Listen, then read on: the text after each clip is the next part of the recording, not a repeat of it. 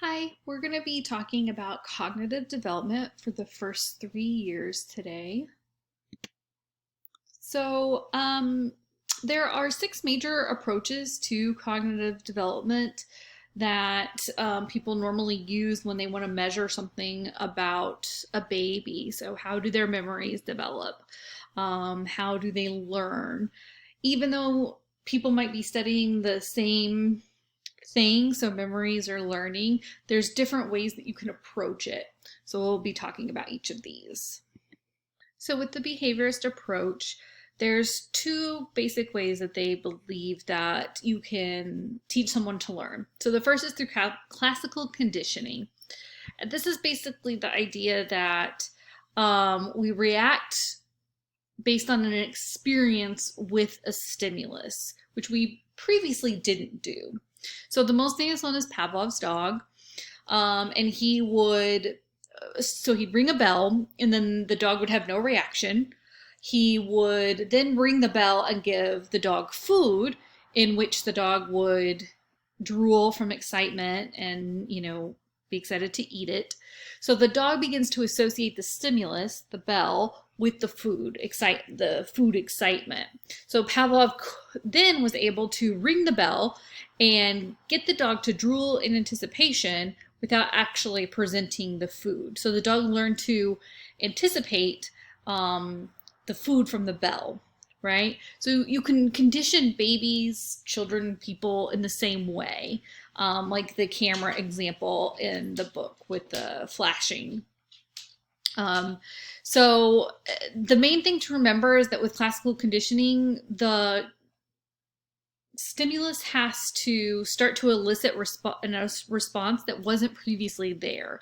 So when Pavlov first rang the bell, the dog had no reaction. And then after associating the stimulus with the food, then you got the drool. So it was a new behavior based on the stimulus. With operant conditioning, this focuses on the consequences of behavior. So this means that we change our behavior based on what sort of reactions we receive from the behavior. So if a baby does a new skill, if she claps her hands, then you get excited and exude happiness for the clapping. The baby wants more of that excitement, so she claps more. Her behavior was reinforced in that way. At the same time, if the baby clapped and you didn't want her to, and you frown and tell her no, then that would be considered a punishment. So then she'd be less likely to clap in the future because her operant conditioning has told her, no, that's not the reaction that I want.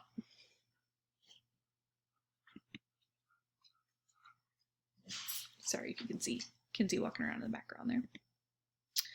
Okay, the psychometric approach. This is basically thinking about intelligence and how do we measure intelligent behavior. The main idea is that, here, you guys want to see her? Yeah, kitty girl. Yeah, kitty girl. So the main idea is that intelligence is goal-oriented and adaptive, like the slide says. Basically, intelligence allows us to find information, remember that information, and then use that information. That's intelligence at its most basic level. There are 2 different ways that they've tried to measure intelligence in children. Leave it. The first one is the Bayes scales of infant and toddler development. And so this is really looking at 1 month to 3.5 years. And they have like 5 different areas that they measure in: cognitive, language, motor, social, emotional, and adaptive behavior. And it's fine. It's a good way to sort of track to make sure that the child is developing correctly, but the correlation between those scales and intelligence levels later in life, the correlation is really weak. So you don't actually find out much about how intelligent they're going to be later in life, just sort of whether they're developing on track or not. And then the second one is the home observation for measurement of the environment scale, and then home for is the acronym. And they measure how the home influences cognitive growth. So if you think about the activity we did building the nursery, that's some of the things that they're sort of looking at. How many books are in the home? What kind of educational play toys do they have? How involved are the parents? Those are things that measurement is looking at. Just IQ tests. You guys know what an IQ test is. It's a measure that you compare to other people who are in some sort of established cohort. Usually it's by age or grade level. And you take a test and you're measured against one another. But obviously you can't do that with infants and toddlers because they aren't able to express their feelings yet. So that's why they've come up with the Bayes scale and the home observation to try and establish intelligence in different ways for kids who can't speak up for themselves yet.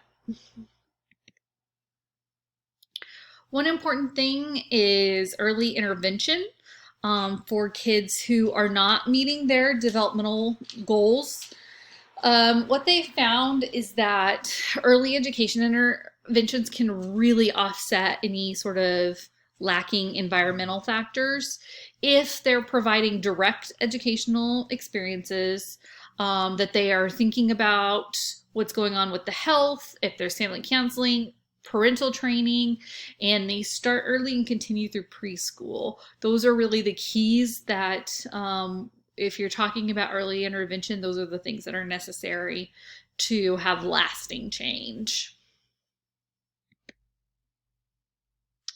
Okay, so Piaget's approach, his first stage here, the sensory motor stage, is from birth to age 2. And basically, he argues that children learn through senses and motor activity, that they start organizing their thoughts and start developing thought patterns and how to behave in particular situations. And then a big piece of that is that growth, that mental cognitive growth, comes from circular reactions. And what that means is that basically they learn and grow by testing things out. So, for example, if they reach for a toy and they touch it and it makes a sound, they weren't trying to make a sound. They didn't know that was going to happen, but they figured that out. And so then they start reproducing it. They keep touching it to make the sound. It was discovered by chance. They didn't mean to do it, but they learned something new. And so then they continue the behavior. Imitation is another piece of it. And then, so imitation, you obviously probably know what that means. It's where you see something and then you try and do whatever you see. And they have broken down imitation into sort of different pieces. So the first one is visible imitation.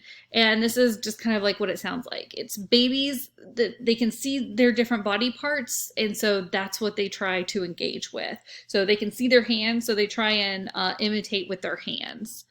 And then as they get older, they're more able to do invisible imitation. So they still imitate, but it's with body parts that they can't see yet. And then Piaget believed that children under 18 months old could not engage in deferred imitation, which is basically imitation after some time has passed. But they found that infants do engage in deferred imitation as young as 6 to 9 months old, but sometimes it's only for like a short period of time. So it's like you teach them something to reach for something, you wait 10 minutes, they can still do it, but then after that 10 minutes, they aren't able to imitate it anymore. So it does start out with a very short amount of imitation time, but that just continues to grow after 6 months. Object permanence is another important piece of Piaget's theory. What he found was that there is a reason that it's fun to play peekaboo with a baby at 5 months. It's because when you hide, they don't understand that you're still there. They don't have object permanence. When they develop object permanence, then peekaboo is not fun anymore, because that's when they realize that the object still exists even though they can't see it anymore. So they understand that you're hiding behind the couch now, even though they can't see you. Whereas at 5 months, they thought once you went behind the couch, you were gone. So that's what object permanence is. It usually develops between 8 to 12 months. Again, just depends on the kid, and you will find that they will often start to search for the last place that it was seen. And then as they get a little bit older, then they start to learn to look for the object, even if they didn't see that it was hidden. So if they see where it was hidden, they'll kind of start looking in the area. But if they didn't see where it was hidden, then they don't look at all.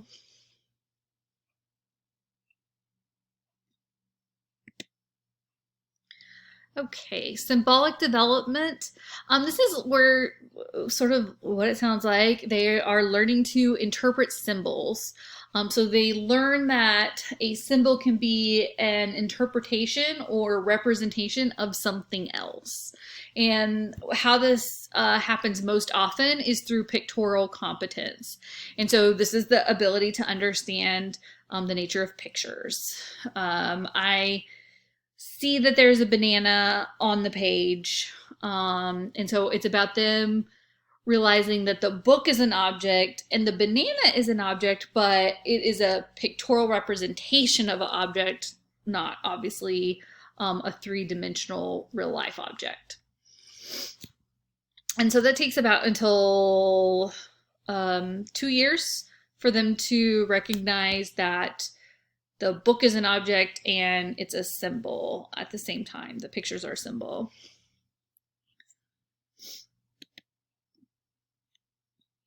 The information processing approach, this is basically where they want to measure how efficient they process new information through habituation and dishabituation.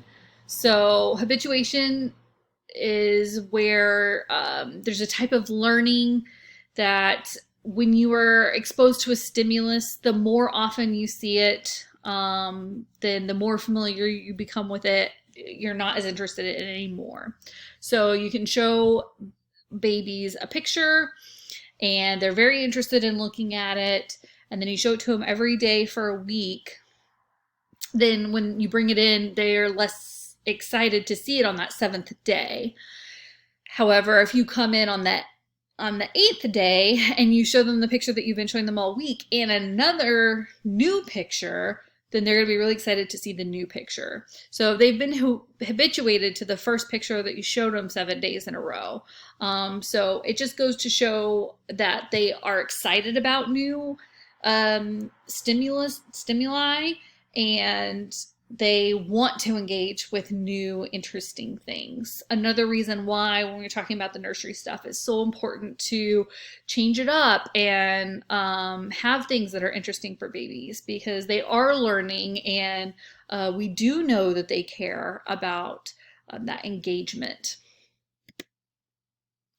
And going sort of along with that, they also have visual preferences. So infants do spend more time looking at some objects than others. They've measured, I think I mentioned this in class too, that babies prefer to see curved lines versus straight lines. And the novelty preference, again, that's that they want to see new things. Newborns are also able to distinguish between familiar stimuli and unfamiliar stimuli.